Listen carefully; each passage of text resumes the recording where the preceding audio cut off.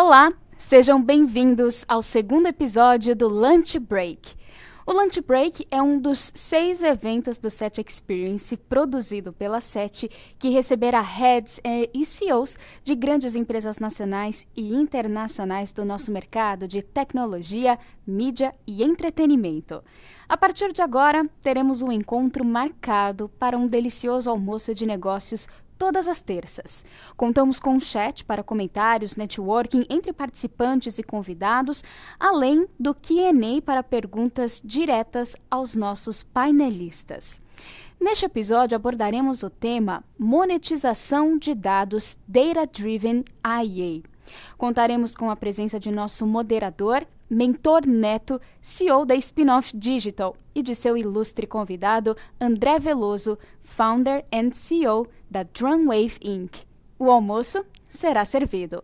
Bom apetite a todos e passo a palavra ao nosso moderador. Boa tarde, bem-vindos.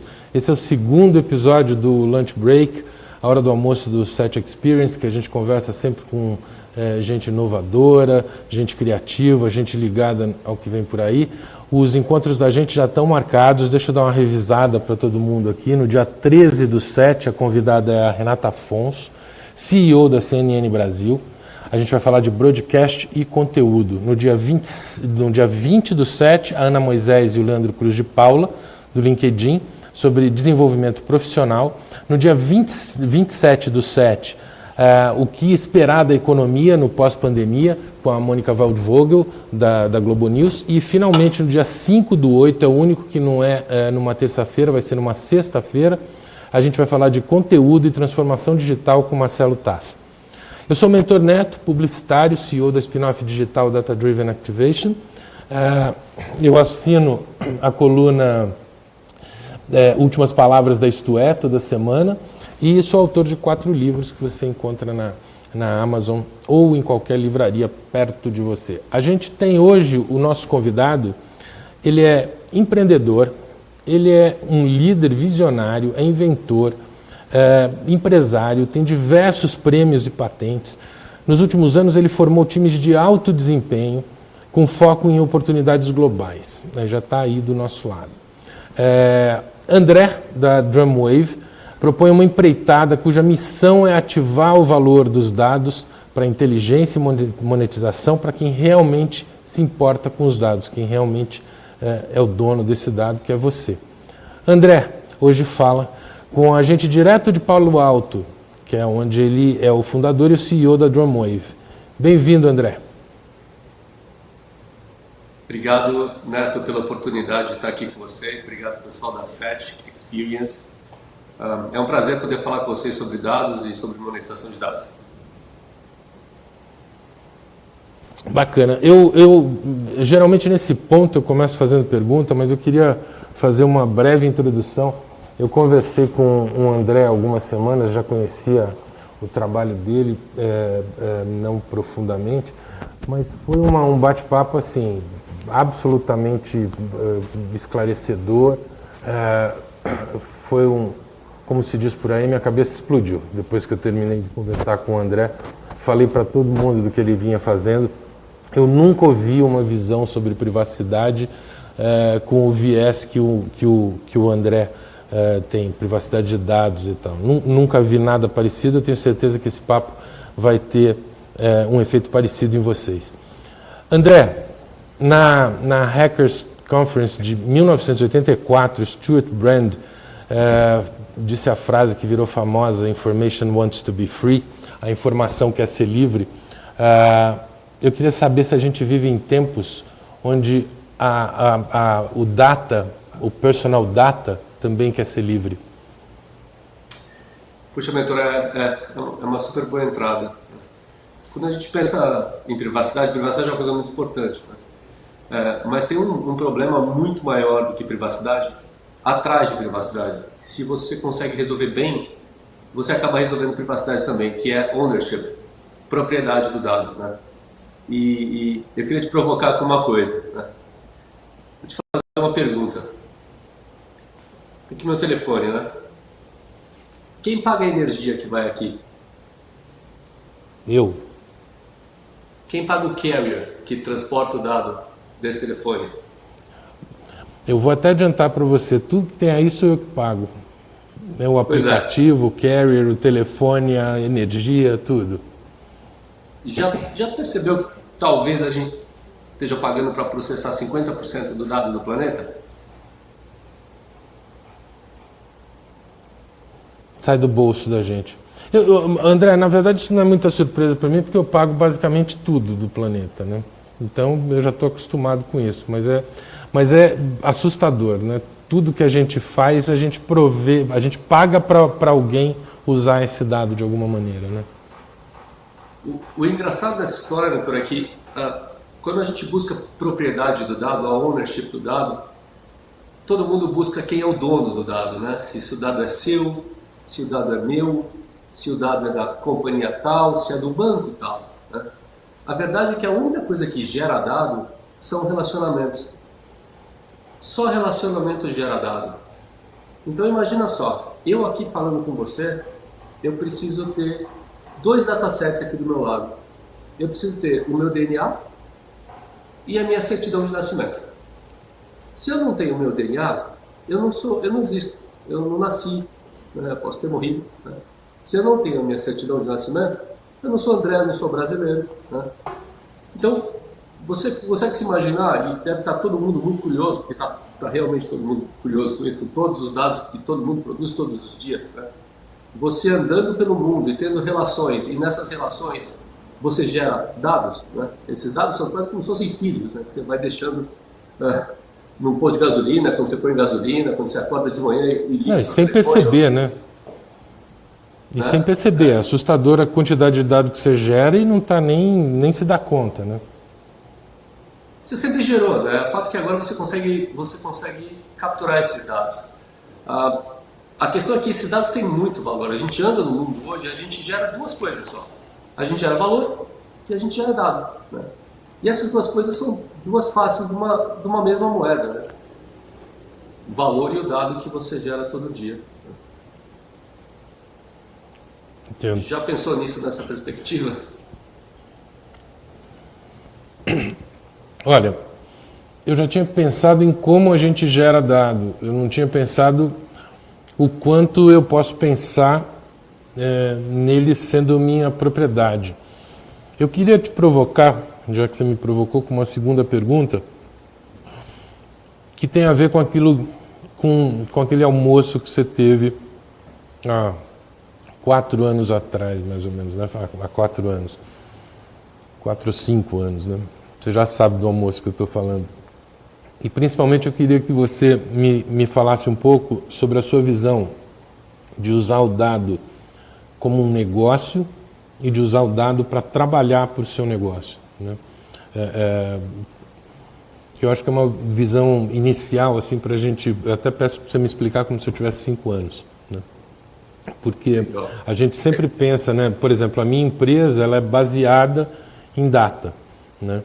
E você, a ideia inicial é sempre que você vai usar esse dado para de alguma maneira monetizar, ganhar dinheiro em cima dele e não fazer ele trabalhar para você necessariamente, né? Então eu queria que você me falasse sobre esse jantar, né, que você teve e o insight que saiu dali. Putz, há 4 anos atrás a gente tinha acabado de começar a trabalhar nisso. A companhia tem 5 anos focada só no valor do dado. Quer dizer, era uma época que você não conseguia imaginar isso. As grandes plataformas estavam começando a desenvolver muito volume de dados, né? E eu acabei num jantar, eu adoro essa história, porque eu acabei de jantar com 2 casais, né? E uma das pessoas que sentou do meu lado era o CEO do maior CPG dos Estados Unidos. E o cara super educadamente olhou para minha cara e falou assim: André, o que você faz, né? Aí eu falei: pô, como é que eu vou explicar para esse cara o valor de dado? Imagina isso há 5 anos atrás, né? Eu olhei para a cara dele e falei assim: pô, eu acho que você melhorar seu market cap. Ele quase morreu de rir, né? Depois que ele recuperou o ar, né? Voltou para mim e falou: André, 240 mil pessoas aqui trabalhando todo dia. As margens são super apertadas. Fala para mim, velho, fala sério, o que você faz, né? Eu falei: não, ajuda você a melhorar seu market cap. Aí ele olhou para mim e falou assim: como é que você faz isso, André? falei, trabalhando no seu data care. Aí ele abriu o olhão e falou, explica para mim. É super simples. Você tem as Fortune 200, você tem 6 companhias no topo e 194 companhias embaixo. E a única coisa que faz elas diferentes, além do valuation das companhias, né, que é absurdamente diferente, é a forma com que elas processam dados. As 6 companhias no topo, elas processam dados as a business. E todo mundo embaixo processa dado for the business. Se você, né, se essa companhia CPG Company for buscar dado de uma outra CPG Company parceira de negócio e virar para ela e falar assim, poxa, fulano, eu gostaria de comprar seu dado, né? E o sujeito falar, sim, quero vender, né? E eles conseguirem concordar no preço, na logística do dado e no use case, eu garanto para você que o cara que for responsável por ir buscar o dado e trazer esse dado para o deal, ele vai voltar daqui a 8 meses, tá? Com o fêmur quebrado, sem o fígado, com o olho roxo. E se ele entregar o dado para o deal, ele vai estar matando as margens de processar dado como negócio, porque ele nunca foi designer para processar dado como negócio. Né? Aí o cara olhou para minha cara e falou assim, como é que eu começo? Levou 4 anos e meio para a gente poder responder essa pergunta. A gente criou uma coisa que se chama Data Value Journey, né? E que tem quatro etapas muito simples para uma companhia conseguir mapear o ecossistema de dados, certificar, escorar o valor do dado, né? E daí evoluir para o seu data care. Me conta mais em detalhe como é que funciona esse processo, se é que você pode contar, né, naquilo que não for sigiloso dessa estrutura que você tem. Dá um exemplo de uma grande companhia que tenha, vamos imaginar um carrier, né, que tem aí uma base imensa de dados, né? Como é que você entra? Onde é que você está inserido nesse ecossistema? Onde é que a Drumwave está inserida nesse sistema? A forma de a gente entrar e de capacitar a companhia para isso é mapeando o ecossistema de dados. Geralmente é muito normal a gente achar que determinada companhia possui determinada quantidade de dados, né? Na verdade, essas companhias elas têm esse dado em custódia para um objeto muito específico, que é o objeto do serviço que elas prestam. Isso não quer dizer que elas podem fazer qualquer outra coisa com esse dado, né? Então, no processo de mapeamento do ecossistema de dados que a Drumwave criou, ela inseriu um certificado e um score. Esse certificado e esse score, eles fazem eles criam um processo completamente business innovation para esse game, né? Eles estabelecem o que a gente chama de custódia compartilhada e eles separam a custódia do hosting. Para todo mundo que gosta, que trabalha com tecnologia ou com cloud, custódia e hosting e dado é a mesma coisa. Ninguém separa a custódia de hosting. Se o dado está hosteado aqui, a custódia é minha. Não é assim. Está processando dado de terceiro, né, por uma razão de um contrato específico. Então vamos lá. Nesse exemplo que eu dei, né, numa operadora de celular, os dados vão continuar hosteados por ela, ou não, ao contrário, né, a custódia delas. Ou você você compartilha a custódia, né? Então faz sentido. E a partir dessa custódia, o que você faz com o dado? O que você devolve para essa companhia? Esse certificado é um instrumento fiduciário e a companhia pode se tornar o broker do seu próprio ecossistema. Imagina então que grandes companhias se relacionam com diversas outras companhias. Isso tudo é um ecossistema de dados que troca dado há muito tempo, de forma desorganizada, sem governança, sem uma métrica de valor compartilhado, né? Então imagina que, se você é uma grande companhia, você pode ser um grande carrier, um grande CPG, uma grande empresa de logística, né? Você pode se posicionar, chamar o seu ecossistema de dados, compartilhar uma métrica de valor, emitir uma wallet que te permite compartilhar também governança, se tornar, organizar o dado do seu ecossistema e a partir daí facilitar que o dado do ecossistema seja usado pelo próprio ecossistema. E quando um ecossistema externo virar para o seu ecossistema e falar, olha, eu gostaria de adquirir o dado do seu ecossistema, você passa a ser o broker e representa as outras companhias que são menores ou que não podem se organizar, gastar ou investir para organizar seus dados neste momento, né? E você passa a ser o representante do ecossistema para lidar com ofertas internas e ofertas externas, né? É isso que você chama de data lake? A estrutura de compor esse banco de dados inicial que eu vou passar a ser o broker. É como se fosse um pool, é isso? Não é a infraestrutura distribuída, né? Quando a gente pensa num data lake, né, a gente faz até um comentário que é um pouco mais, até um pouco mais interessante sobre o que está acontecendo no tema de digital transformation, né? Quando você fala de digital transformation, você vê companhias movendo volumes absurdos de dados para cloud, né? Para data lakes e data warehouse, data lakes, esse tipo de infraestrutura. Né? E depois você vê o esforço hercúleo que elas têm que fazer para tirar o dado do data lake e para criar alguma coisa aqui fora, né? Você pode ver, alguns estudos da McKinsey e de outras consultorias mostram que que o mercado está gastando quase 90% de todo o dinheiro investido em AI e Big Data para pessoas e para processamento. Quer dizer, você gasta com gente para mover dado e minerar dado e processar para achar insight. E o fato é que, para a gente, isso não é digital transformation, para a gente isso é digital transportation. Você está transportando o dado para o data lake, você não consegue sair dele com um stack com um objetivo claro. Você está perdendo, então, você está gastando dinheiro no que não é onde não está o valor, né? Onde não está o valor absoluto do dado. Você está gastando quase que em infraestrutura, basicamente.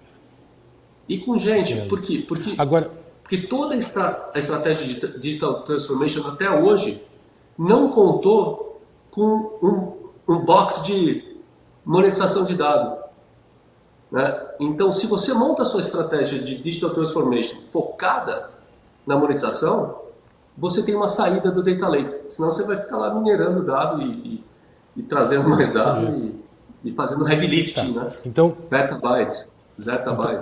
Então deixa eu voltar para aquela história do exemplo que a gente estava dando. Então, essa operadora de celular aqui que a gente estava usando como exemplo virou um broker de um conjunto de dados ali, né? Como é que fica como é que eu fico na história? Eu que forneci esse dado.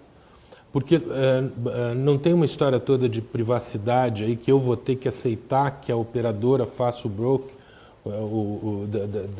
desses dados? Como é que fica do lado do consumidor, entende? Pois é, o que a gente faz é empoderar você, né?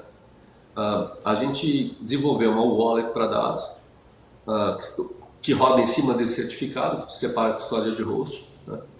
E que permite que o usuário defina as regras para uso do dado. Mas isso acontece com contratos. Quando você olha para toda essa questão de regulamentação sobre privacidade, LGPD, GDPR, né? Super importante, isso vem para proteger o cidadão e as pessoas do mau uso do dado, né? Do uso fora do propósito, né? Mas isso acontece porque não existem contratos. Né? Não, mas espera só um minuto. Isso também acontece, a sensação que eu tenho é que quando a gente fala de LGPD ou de qualquer legislação, de qualquer país de proteção de dados, eu resolvi a primeira layer, né? Assim, eu sei agora que os meus dados vão ser ou precisam ser usados de maneira ética. Mas eu não sei quais são esses dados exatamente, né? Eu tenho aí, é aquilo que a gente falou no começo, eu tenho uma fragmentação enorme de todos os dados que eu gerei, do posto de gasolina até a compra de supermercado, passando pela operadora, por todo mundo. Eu agora, nessa primeira layer de legislação, eu entendo que os meus dados estão protegidos, que não podem ser usados de qualquer maneira. Mas eu ainda não sei quais são esses dados, né? Quem tem o quê, né, nesse ecossistema. A wallet que você propõe para o consumidor, ela dá essa informação? Quando você fala de uma poupança de dados, me conta um pouquinho mais sobre como isso funciona. primeiro a gente tem que concordar, e eu acho que quase todo mundo já concorda com isso, que a gente está indo em direção a uma data-driven economy. Ponto. Né? Que o mundo vai ser movido a dados, já é, e vai ser explicitamente movido a dados nos próximos 5 anos, 10 anos no máximo. Né? Segundo, se isso é verdade, né, nenhum de nós aqui, nem eu, nem você, consegue monetizar o nosso dado. Né? A gente não recebe nenhum centavo pelo nosso dado hoje. Né? Então a melhor coisa que a gente pode fazer é abrir uma poupança de dados. Mas hoje, toda vez que a gente vai conversar sobre como a gente vai lidar com dado, a gente sempre parte desse princípio que você colocou na mesa, que é ir controlar o que está todo mundo fazendo, né? Lá fora. Né? É que nem tentar medir todo o oceano, né? Tem um monte de coisa acontecendo lá fora. O que a gente fez foi separar. Né? Separar e colocar em cima desses certificados contratos muito específicos. Poupança de dados não é um balde que você vai lá e põe seus dados, entendeu?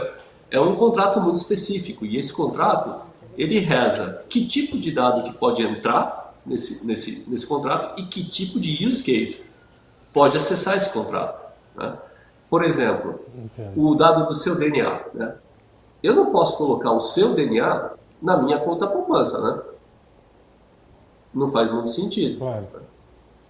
E a gente criou um caminho mais que a gente acredita que é o mais curto, mais correto e mais regulado de como executar isso. Tanto que em outubro de 2019 a gente recebeu uma carta que a gente foi intimado pelo Comitê de Banking do Senado americano para ir lá explicar o que é isso que vocês estão fazendo aí com data valuation, data regulation, data ownership e como isso vai afetar a vida das pessoas. E é impressionante ver como o Brasil está na frente. Né? Assim, o Brasil, por incrível que pareça, tem feito um trabalho estrutural aí dentro do sistema financeiro que vai dar um pulo. Onde o Brasil está na frente? Onde o Brasil está na frente? Em que setores de data que o Brasil está na frente? Open Banking e o Banco Central. O Banco Central está fazendo um trabalho fenomenal. Protegeu o Brasil e o sistema financeiro brasileiro do que a gente imagina que são essas Big Techs, né? Abrindo espaço ao mesmo tempo e protegendo, né? Para o Brasil poder se adaptar e dar um pulo aí para competir com países como China, que hoje a China está acelerando muito forte. Né? Tá. Quando você estava começando a falar do seu jantar, daquele jantar de 4 anos, você falou isso, que 6 empresas do topo diferem das outras 194. Né? Eu queria que você detalhasse um pouquinho mais por que essas empresas se diferem, o que elas fazem com data que torna essas empresas diferentes das outras 194. Olha, eu posso estar errado, mas eu moro aqui há quase 7 anos em Palo Alto. Né? Eu tenho vários amigos. Eu nunca ouvi falar que uma dessas grandes empresas tem um data lake. Não existe data lake ali. Data não para ali dentro. Né? Aquilo ali é uma máquina de crunch data o dia inteiro para achar valor de todos os jeitos. Né? E entregar valor de todos os jeitos. Essa ideia do data lake eu acho que só acontece para as companhias que processam dados for the business, que alguém está vendendo as histórias de data lake para os caras. Né? E quando você olha para essa transformação, o ponto que mais me interessa aí é a questão dos interchange fees. Né? Se você pensa banco, né? Banco tem interchange fees. Sempre teve. Carriers, né? Eles sempre tiveram interchange fees para você ligar de um carrier para o outro, quando você usava o telefone. Hoje tem WhatsApp, está comendo isso, mas tem um monte de interchange fees. Né? Mas a cloud não tem interchange fees. Né? Você paga $1 para fazer um upload de dado e você paga $5 para fazer um download. Tem 400% de spread no meio disso. E é óbvio que a Big Tech vai falar, isso é um mundo data-driven, né? O dado está aqui e a gente vem mexer no dado aqui em volta. O dado não pode se mover. Né? E a gente acredita exatamente no contrário. A gente acredita em um processamento distribuído na própria cloud. Né? E é para isso que a gente trabalha com a wallet e com certificados. Porque o certificado dá ownership, é um instrumento fiduciário. O dado pertence a você. neste contrato para este uso. Né? E você diz para onde ele vai, se ele vai sair, se ele vai entrar, se ele vai ficar. Né? Então eu acho que está claro eu acho que está claro essa analogia que você fez entre o dado que trabalha para a empresa, né, e a empresa que trabalha para o dado, né, que é a empresa que se preocupa muito mais com a infraestrutura e com o que fazer e como hospedar, e a outra que consegue tirar essa informação. E eu acho que a Drumwave entra exatamente nesse papel de facilitar essa saída do dado, né, ao invés de trabalhar na estruturação. E você deu também, acho que fica claro o papel dessas seis empresas, né? Apesar de você dizer que se você não estiver errado, eu acho que evidentemente você não está errado, porque é realmente o que acontece com essas empresas que estão no topo, né? E conseguem extrair aquilo que importa de data. Mas aí você falou um negócio, você fala na apresentação da Drumwave que eu não entendi onde você quis chegar. Por que você disse que a era do Big Data está acabando? Eu acho que já acabou. Quando a gente... Já acabou. Quando o Kenneth Cook Isso que dá a gente entrevistar o cara que mora em Palo Alto, dá nisso, entendeu? Aqui está acabando, aí já acabou. Eu tenho a impressão... O que a gente viu foi quando o Kenneth Cook, da Economist, ele publicou aquele livro Big Data, né, e transformou esse slogan, né, essas duas palavras desse super hype, né. A gente tratava de um mundo onde o stack de tecnologia era todo desenhado para monetizar applications. Né?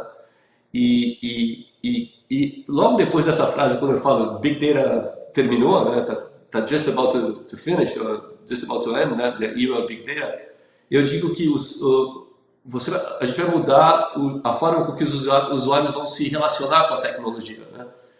E só tem uma forma, existe só um jeito, só tem um canal pelo qual você se relaciona com tecnologia, chama termo de uso. Né? Então, o que a gente está mostrando aqui, o que eu tento explicar ali é que o termo de uso vai mudar. O termo de uso que você assina hoje, e pode ver como ele mudou, né? Para tudo quanto é lado, né? Ele é feito para servir aplicações. Todos os termos de uso foram desenhados assim. E uma aplicação, o que ela faz? Ela olha para o mundo, né? Ela pega informação e transforma em dado. Né? E ela faz isso fragmentando e especializando. Isso é uma mentalidade da Revolução Industrial. Né? Você corta, eu costuro, fulano cola e o outro distribui, a gente pode ter sapato para todo mundo. Né? A gente construiu software com essa mentalidade. As aplicações que a gente tem, os ERPs, os CRMs, os e-mails, são todos com a mesma mentalidade. Isso faz duas coisas. Fragmenta e especializa, cria silo, né, e permite que as coisas funcionem. Então, a Big Data foi cunhado num momento onde o termo de uso servia a aplicação que monetiza, que era o foco de monetização. Hoje, quando a gente vai para monetizar o dado, a mudança não é tão estrutural, a mudança é na regra. Então, quando você vai monetizar dados, você não pode fragmentar e especializar, como as antigas aplicações fazem. Né? E aí eu acho até super engraçado, porque você vai conversar com Data Science, né? e todo mundo fala muito, vende muito essa ideia de que o dado está todo bagunçado, o dado está todo sujo, o dado está todo desorganizado. Né? Não está, porque funciona. O ERP da tua companhia funciona, o CRM da tua companhia funciona. Né? Todas essas coisas funcionam. Então, e geralmente falam também que, putz, é tudo heavy lifting, é muito dado, né? Dado pesado, 7 petabytes, zettabytes, é dado pra caramba. Né? É verdade que é, mas também existe uma outra possibilidade aqui na mesa. Os use cases que a gente está trabalhando são mais ou menos quase sempre os mesmos. Né? É só tentar grow business com analytics. Né? Quando você fala de banco, carrier, muito score credit, né? Credit score. Né? Os caras pensam, na maioria dos casos. O que a gente está vendo aqui é que isso vai explodir no número de use cases. E com volumes de dados muito menores. É quase small data. Né? Por essas três razões. Eu vou ter um data score? Com certeza. Eu como usuário, Você já Tá, tem. eu vou ser Todo mundo avaliado. faz o seu. Você não mas sabe aí nem eu tô como pensando. fazem seus scores. Sim. É que eu estou pensando Agora na vai estar tua na sua carteira. mão. Né? Não entendi, desculpe. Hoje, você tem um monte de credit score seu, um monte de score seu. Você não faz ideia de como esse score é montado. As fontes são duvidosas, não duvidosas, mas não são abertas, não são transparentes. Né? Imagina que agora, quando você tem controle do seu dado e você estabelece todas as suas relações, você tem o seu próprio score. E você consegue manifestar esse score de formas muito mais precisas. Né? Quer dizer, então, que já não basta a nota que o motorista... Já não basta a nota que o motorista do Uber dá para mim, agora também o Facebook o Facebook, o Google e todas as ferramentas vão também... Quer dizer, já dão, né? Como você falou, já dão essa...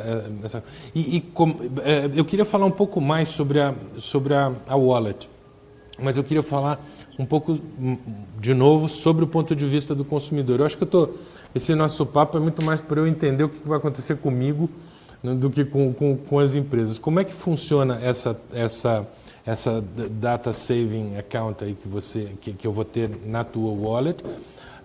Na prática, o que é? Um aplicativo? Nós estamos falando de um aplicativo?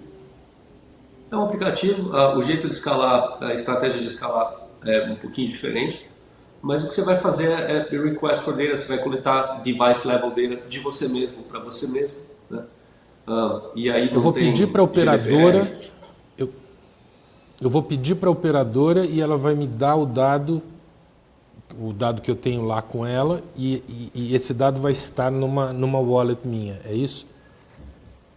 Existem dados que o seu próprio telefone processa. Né? Seu telefone tem 400 chips lá dentro, tem não sei quantos sensores, tem sensor de tudo. Né?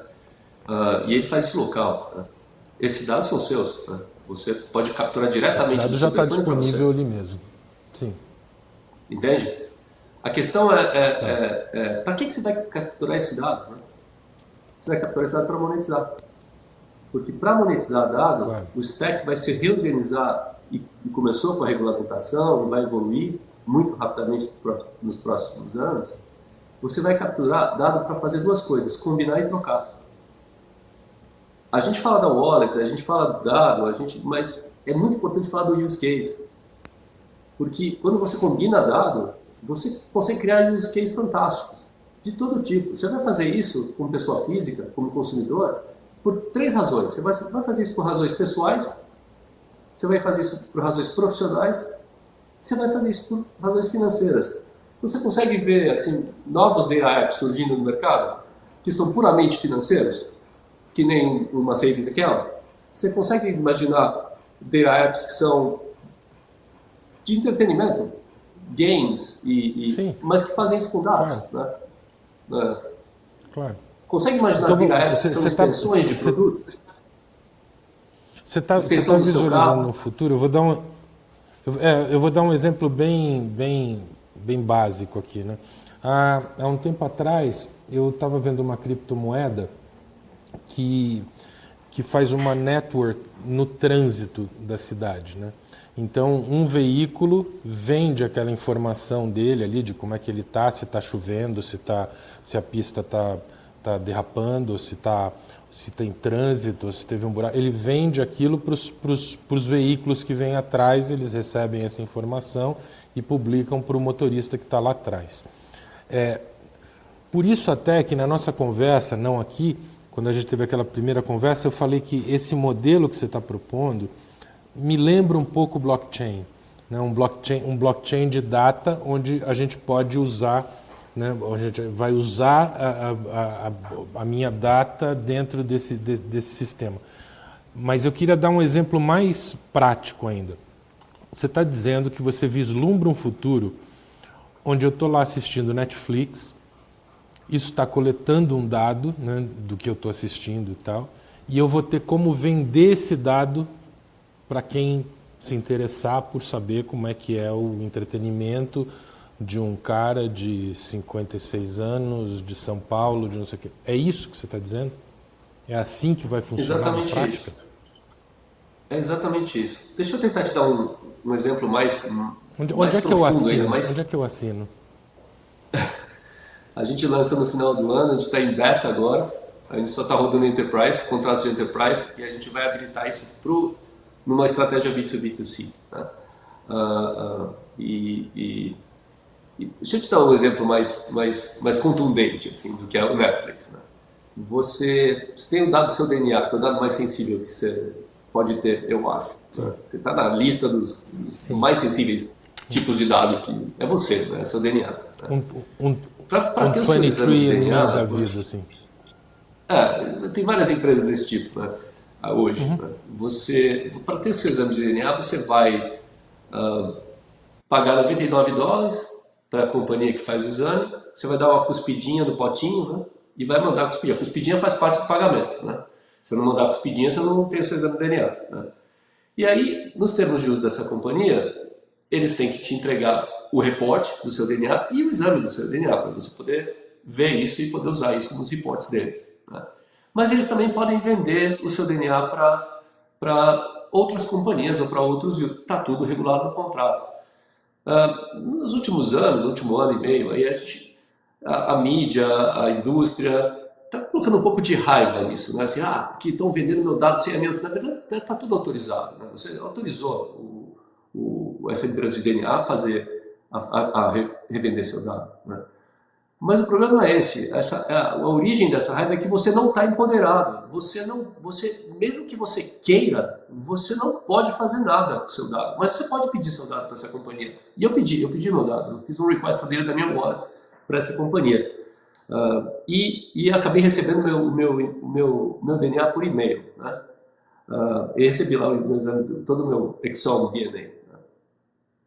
Acontece que agora eu posso oferecer o meu DNA para outros use cases. Né? Imagina que agora eu posso monetizar até o meu DNA, se eu quiser. Né? Consegue ver isso? Consigo, mas assim, no caso específico do DNA, é quase um parênteses. Você está comprando um serviço, né? O serviço de prover o teu DNA. Qual é a diferença entre a entrega que ele te deu e aquilo que você pediu para ele? Quer dizer, você está dizendo que tem um gap entre, mesmo nos serviços, entre aquilo que o cara te vende, o cara que entrega, e a informação que ele mantém para ele. E aí eu vou poder pegar essa informação inteira e ter aí sim o quadro todo de data daquilo para poder monetizar como eu quiser, é isso? O que você vai poder ter é acesso ao seu DNA, que hoje eu recebi pelo meu e-mail, vai conseguir certificar a origem desse DNA, desse dado, né? Tá. E vai conseguir colocar ele para oferta se você quiser. E alguém do outro lado pode criar uma aplicação que vai buscar esse DNA. A gente usa uma persona que chama Hannah no nosso... A Hannah, a avó dela, é uma história, né? A avó dela morreu. Né? E ela herdou duas coisas. Ela herdou a casa e diabetes. Para herdar a casa, inventário, hipoteca, o tio com inveja, a irmã com ciúmes. Né? Para herdar diabetes, ninguém falou um A. Mas olha que engraçado. A Hannah, ela herda ou adquire diabetes da mesma forma que você compra ou herda uma casa. Ela é dona do dado de diabetes. Ela e 422 milhões de pessoas no mundo são donos do dado de diabetes. Herdaram ou adquiriram, tomando açúcar pra caramba, ou não tendo uma vida com exercício. Mas está lá no mapa genético desse cara e ele pode ser vendido. É como você está dizendo, então. Eu posso pegar o meu dado de DNA e a Nike comprar esse dado para falar só com quem tem um DNA específico de corrida, por exemplo. Um cara que tenha mais facilidade. A tua cabeça é 100% do DNA. Tua cabeça é 100% promoção, né? Então, assim, imagina que você tem existe um gene, né, que te deixa mais propenso a gostar muito de cafeína. Eu tenho gene, tá? Nespresso, vamos vender para Nespresso o teu DNA. Eu tenho gene. Agora, imagina que a Starbucks ou uma companhia de café pode falar assim, do meu público, das pessoas que consomem comigo, hoje eu quero saber quem tem esse gene esse gene aí que é mais propenso a usar cafeína. Né? Então hoje você pode pagar com dado. Você compra café com dado.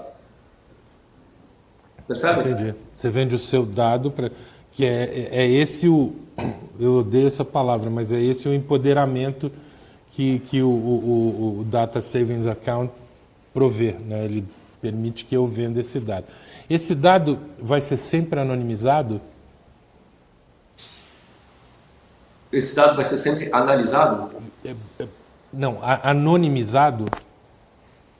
É a tua escolha. E depende do contrato. Tá. Mas espera aí.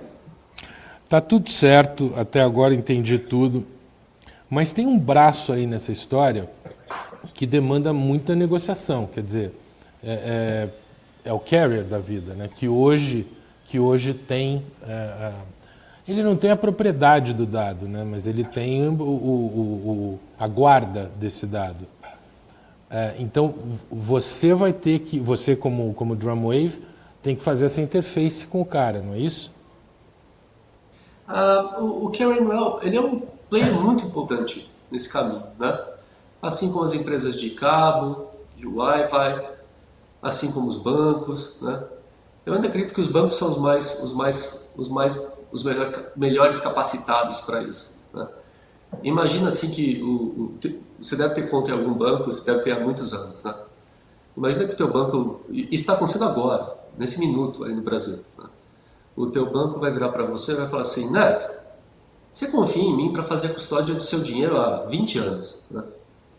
Você confiaria em mim para fazer a custódia do seu dado? Aí você vai olhar para a cara do banco e falar assim: por que você quer a custódia do meu dado, né? Aí o seu banco vai falar: olha, Neto, eu já faço a custódia de um monte de dados seu aqui, mas olha, o que eu vou fazer com o seu dado, para te explicar bem, eu não posso vender seu dado, eu não posso alugar seu dado, eu não posso fazer nada com o seu dado. Eu não posso comprar uma moto e fazer uma road trip com o seu dado. A única coisa que eu posso te fazer é te trazer ofertas para o seu dado. E eu vou fazer o seu dado render que nem eu faço o seu dinheiro render. Claro. Você sabe? Claro. Então, na verdade, ele vai ser o broker para mim, né? Eu vou ser o cliente desse broker. Imagina só a quantidade de dados que você gera todo dia, né? E você recebendo oferta... é um fundo oferta... de investimento. Eu vou ter um fundo de investimento baseado em dado, né? Exatamente. Entendi. Gerido por uma instituição financeira ou por uma outra Não, por qualquer outra empresa que você tem uma relação direta e que você confia para fazer isso. Claro. Claro. O Emerson Costa, da TV Record, ele fez uma pergunta aqui para você. Falou: boa tarde, André. O avanço será as pessoas possuírem os seus próprios algoritmos para interagir via mobile de forma mais econômica? É mais ou menos essa ideia? Eu acho que a palavra-chave aqui é algoritmo, né? Eu não sei se o cara vai ter o algoritmo, né? Ele vai ter, na verdade, o direito de vender o dado dele. Mas não sei porque eu estou respondendo, Emerson. Responde você. Você respondeu certo. A gente vai usar AI para todo tipo de propósito, né? Tanto para colocar ofertas quanto para tirar ofertas. Mas eu acho que o que o Emerson está imaginando é ele mesmo monetizar o dado dele. Também é possível, se ele quiser gastar o tempo dele todo recebendo e negociando propostas, né? Mas a visão que a gente entende para que isso seja escalável são data brokers mesmo. E, aliás, a Califórnia publicou há pouco tempo atrás a primeira lei comercial de dados do mundo, né? O CCPA. Né? Para quem se interessa pelo assunto, é interessante dar uma checada no CCPA, que autoriza um agente a representar consumidores e outras empresas em dados. É uma inovação em legislação que eu acho que supera aí o que a gente tem visto e coloca o consumidor mais empoderado também. Então, resumindo o futuro que a Drumwave e você vislumbram, então eu vou ter um aplicativo, eu vou abrir meu aplicativo, eu tenho lá 23 centavos na minha poupancinha de dados, porque esses dados foram vendidos por um broker que eu autorizei previamente.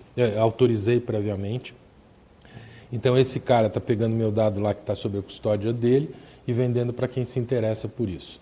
Além disso, eu tenho um aplicativo no meu celular que também vai buscar na carteira os dados que interessam para ele e eu vou autorizando, eu autorizo, claro, não vou autorizar envio por envio, vou autorizar assim, ok, assim como eu dou no iPhone e no Android, eu autorizo a minha localização, eu vou autorizar que o cara monetize o meu dado, né? Ele me pague por usar esse dado. Então amanhã eu entro, em vez dos 23 centavos, tem 28 centavos, $1 e assim vai indo. Com todo mundo que eu trabalho e forneço dado de graça hoje. Exato. Hoje mesmo um dos maiores bancos do Brasil está considerando remunerar os seus usuários em dinheiro para poder operar dentro do Open Bank. E esse é o Open Bank que você falou, né? Eu tinha deixado até para o final do nosso papo a gente falar da Information Economy e do Open Banking, Open Finance, né? A gente acredita que a gente está vivendo uma das maiores revoluções da história da tecnologia e da história da humanidade, né? Eu gosto de fazer essa metáforazinha. Faz de conta que a gente está numa praia agora, sentado na cadeirinha, tomando caipirinha, e aí a terra treme, né? Aí eu olho para você e falo, Neto, o que é isso, cara? Você fala, né? É a internet, né? Aí a gente mal arruma as cadeirinhas, a água da praia faz assim, ó, né? Seca. Aí eu falo, Neto, caramba, o que está acontecendo? Aí você fala, mobilidade, André. Aí você olha para o horizonte e fala assim, pô, André, que tem uma linhazinha branca no horizonte ali, né? Data disruption. Vai ser 10 vezes mais rápido, 10 vezes mais densa, e o embalo, a inércia disso é muito forte. E quando a gente olha para o sistema financeiro, que é a base dessa disrupção toda em dados, né? É muito interessante ver tudo que está acontecendo, né? Fintechs, insurtechs, cryptocurrencies, né? E data, todo mundo falando de dados, né?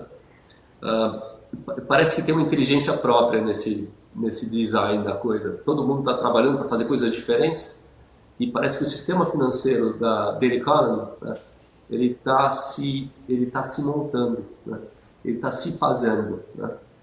E o ponto principal que a gente foca nisso são métricas compartilhadas.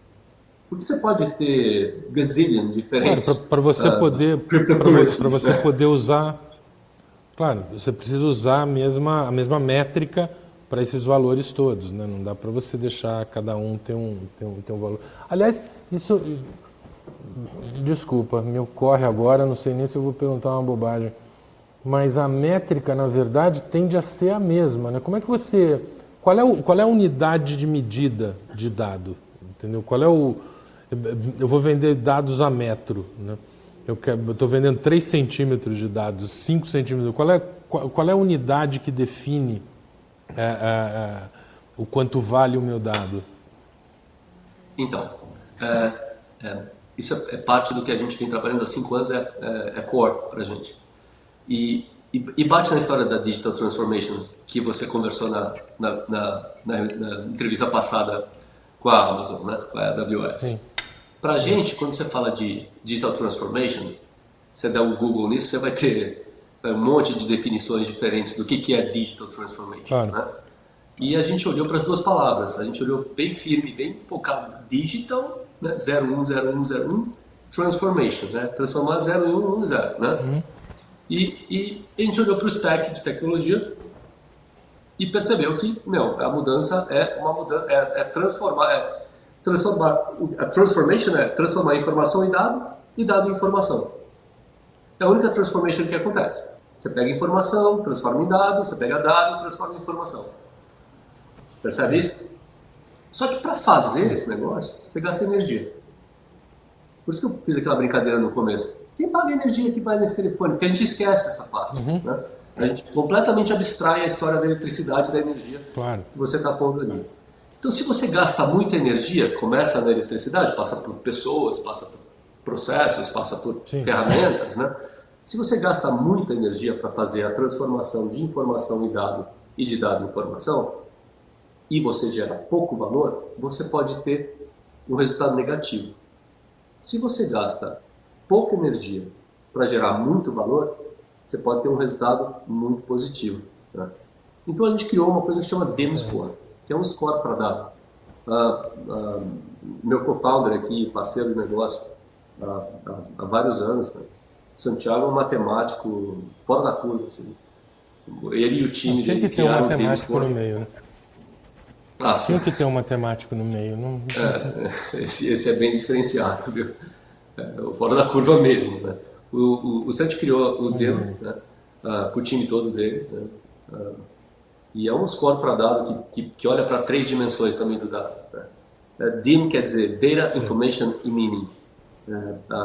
O primeiro set de algoritmos olha para o dado, né? Isso aí todo mundo consegue fazer, esse dado.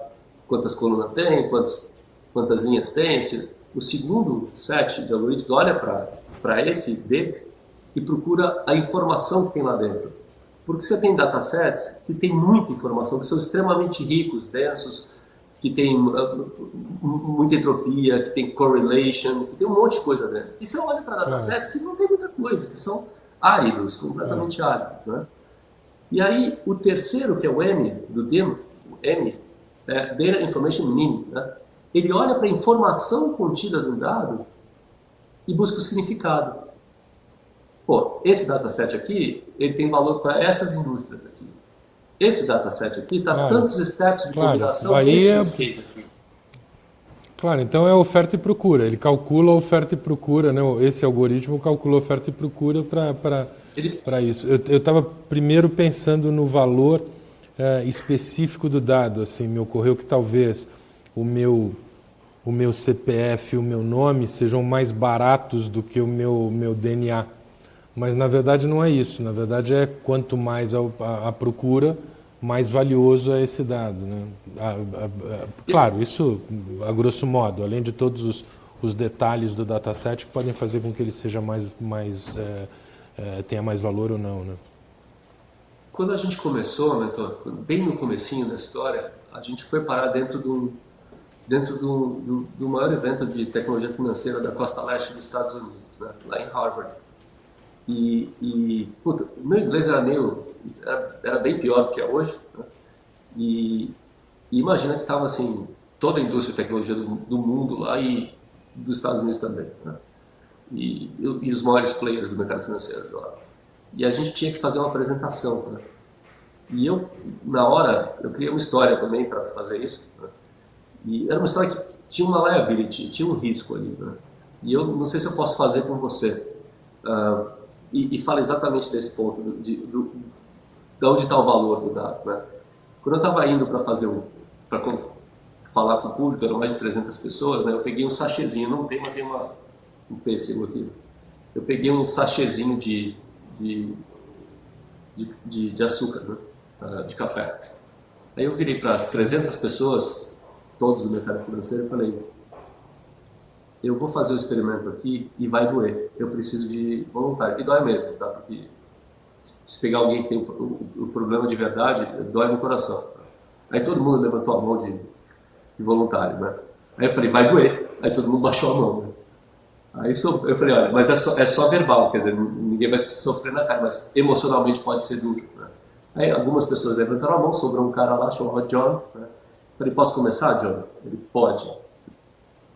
Você tem filho, John? Vai lá, vai. Então vai lá, vai comigo. Quantos anos tem seu filho? Ver.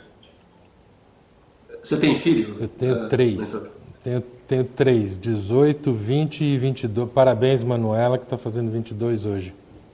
Tá. Faz de conta que a Manuela tem 6 anos, que ela é novinha, acabou de nascer, seu pai jovem. Esse era o John, tá? Mentor, seu filho está doente. Eu tenho remédio. Quanto vale? Não tem preço. Toma minha carteira aqui. Vale tudo, né? Qualquer um responde isso. Vou fazer de novo, tá? Claro. Neto, seu filho não está doente. Eu tenho remédio. Quanto vale? Ele não está doente. Ele não está doente? Não. Olha, me conhecendo, toma minha carteira porque eu vou guardar o remédio para quando precisar. Seu entendeu? filho não está doente. Mas tudo bem. O remédio não vale nada pra você, não Entendi. precisa dele. Não vale nada. Não vale nada. Aí eu vou fazer de novo, tá? Neto, seu filho não está doente. Mas a gente tem uma doença aqui que pode pegar ou não em crianças. Eu tenho remédio. Quanto vale? De novo tem o valor. Entre tudo e nada, né? Vale alguma coisa no meio, né? Bom saber, Claro. né? Claro. Eu vou fazer de novo, tá? É uma espécie de cloroquina, é isso? O teu remédio é meio uma cloroquina. Ele não tá até funciona, atual, né? ele não funciona, mas tudo bem. Vai lá. Pois é. Você não precisa, é bom saber que tem, mas olha, entre tudo e nada, vale alguma coisa, né? Sim. Vou fazer de novo, sabe? Seu filho não está doente. Tem uma doença aqui que pode pegar ou não nas crianças, tá? Eu tenho remédio, mas o fulano ali do lado também tem. Quanto vale? Entendi. Bom, você percebeu que nos últimos 30 anos a gente vem fazendo a pergunta errada em tecnologia? Não é quanto vale, é quando vale. Você percebeu que eu lidei com um use case específico? Claro. Eu adicionei geolocation, eu adicionei uma relação entre entre mais 1, 2, 4, entendeu? Sim, claro. Ou seja, esse valor é flutuante de acordo com inúmeras variáveis. Assim, de repente, o meu CPF vale mais hoje do que o meu DNA para um determinado cliente numa determinada região, óbvio. Deixa eu te fazer mais uma pergunta. O Sérgio Salfatis, da Empírica, desculpa, Sérgio, se for Salfatis ou Salfatis, a Drumwave seria uma startup disruptiva de impacto social, ao invés de ter day traders de ações. Isso é uma coisa que também tinha me ocorrido. A gente vai, terminando a pergunta dele, ao invés de ter day traders de ações, a gente vai ter day traders de dados? Eu acho que a pergunta é ótima, né? Eu conheço o Sérgio, maldade de fazer isso, né? Mas olha, quando você fala de impacto, a gente tem a gente olha para um lugar bem importante. Você está falando de um post-pandemic, né? Um pós-pandemia, né? Onde a diferença entre gente rica e gente pobre ficou gigantesca, né? Se abriu um abismo entre riqueza e pobreza, né? E quando você fala de renda universal, de renda mínima, né? Que é sempre uma polêmica, uma discussão, uma utopia, um Eldorado, a gente tem certeza de que se vai existir no futuro próximo uma equação de renda mínima, o primeiro bloco com certeza vai ser renda direta do seu dado. O segundo bloco vai ser alguma coisa como loyalty, cashback, alguma coisa assim, né? O terceiro bloco vai ser, quem sabe, imposto de renda negativo, né? Mas independente do que for essa equação, com certeza a primeira é renda direta dos seus dados, e o dado vai acabar organizando todos os outros blocos dessa equação. Então, quando você fala em impacto, né, é super importante para a gente o que a gente está fazendo. Incrível. André, estamos completando 1 hora de papo. Eu queria te agradecer. Como sempre, eu saio da conversa com você com um monte de perguntas para mim mesmo, né, para depois fazer para você. Eu agradeço todo mundo que assistiu, agradeço a tua presença e o tempo que você dedicou para a gente, que o nosso foi um lunch break, mas o teu foi um breakfast break, né? Que você está 4 horas antes da gente aí. Muito obrigado para quem fez pergunta, para quem assistiu. E a semana que vem a gente tem a Renata Afonso, que é CEO da CNN Brasil. André, a palavra é tua para terminar o nosso papo. Neto, eu que agradeço o convite. É um prazer estar falando aqui com você. Espero que eu tenha esclarecido muitas das suas dúvidas também sobre o tema, não só te deixado com novas perguntas. Não, esclareceu muitas e abriu outros horizontes para novas perguntas. É incrível sempre conversar contigo. Sempre um prazer falar com você também e agradeço aqui o pessoal da Set Experience pela oportunidade de estar aqui com vocês. É um grande prazer. O trabalho que vocês estão fazendo é muito importante nesse momento. Legal. Obrigado, André. Até a semana que vem com a Renata Afonso, da CNN. Obrigado para todo mundo que participou hoje do nosso papo. Chegamos ao final de mais um Lunch Break e agradecemos a presença de todos. Se você perdeu algum trecho ou deseja assistir novamente este episódio do Lunch Break, acessem o nosso conteúdo on demand no setexperience.org.br. Siga as nossas redes sociais e acompanhem toda a programação. Set Experience, tecnologia, conteúdo, networking. Até breve!